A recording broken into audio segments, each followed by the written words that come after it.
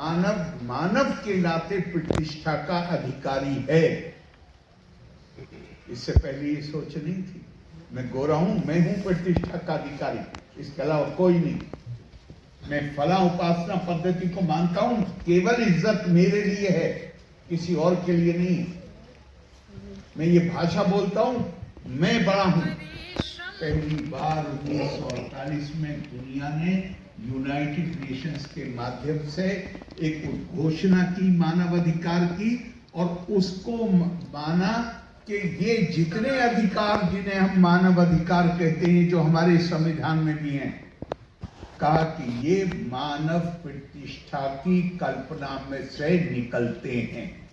मानव बहैसियत मानव के प्रतिष्ठा का अधिकारी है। अगर हम ये मान लें कि हम सब बराबर हैं और प्रतिष्ठा के अधिकारी हैं, तो झगड़ा कहां होगा। लेकिन कानून आप बना लीजिए, सदियों की जो आदतें हैं वो तो नहीं बदलती, वो तो बड़ी मुश्किल से बदलती हैं।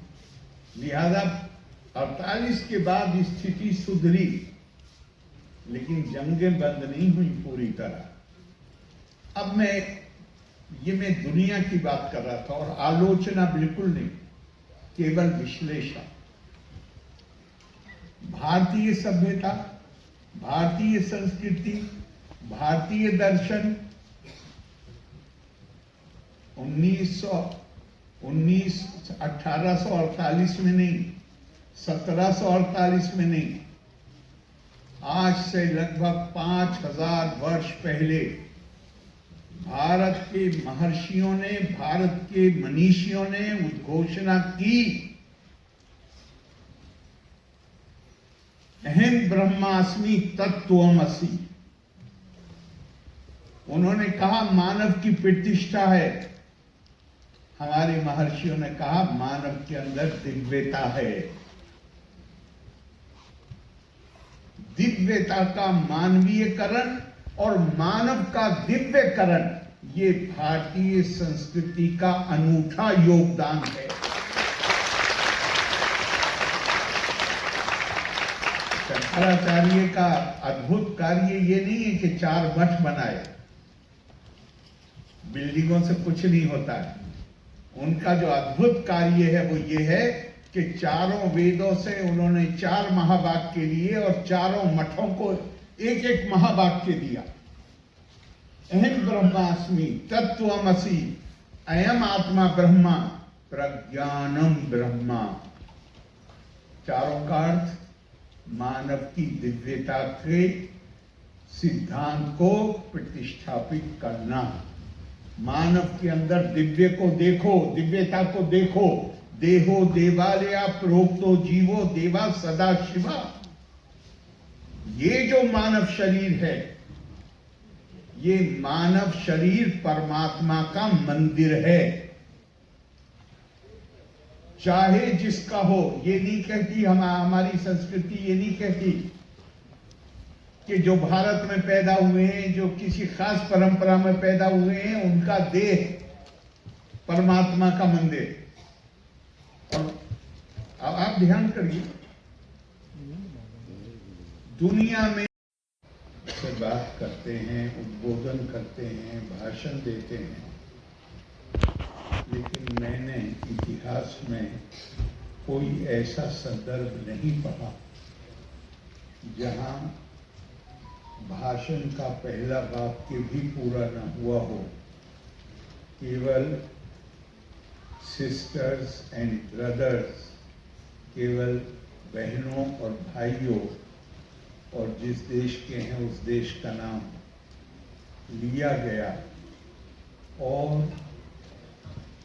सारे हमें रिकॉर्ड बताते हैं कि पूरा हॉल उठ के खड़ा हो गया और लगभग 4-5 मिनट तक लोगों ने, जिसे स्टैंडिंग ओवेशन कहते हैं, स्वामी जी का अभिनंदन तालियां बजाकर किया। अभी उन्होंने कोई वाक्य तो कहा ही नहीं। तो ये अपने आप से सवाल करने की जरूरत है कि आखिर क्या जादू था उनकी वाणी में कि सब लोग उठ के खड़े हो गए उस सम्मेलन में जहां वो विधिवत तौर पर अपना रजिस्ट्रेशन भी नहीं करा सके थे। किसी और प्रतिनिधि ने ये सिफारिश की थी कि मेरे टाइम से समय काट कर इनको दे दिया जाए। इस पर गौर करना चाहिए ना। अब तो अभी वाक्य कहा ही नहीं है कोई भी, और इतना स्वागत, इतना अभिनंदन। तो इस संदर्भ में शायद हमारी बात समझ में आ जाएगी। जब स्वामी जी शिकागो जा रहे थे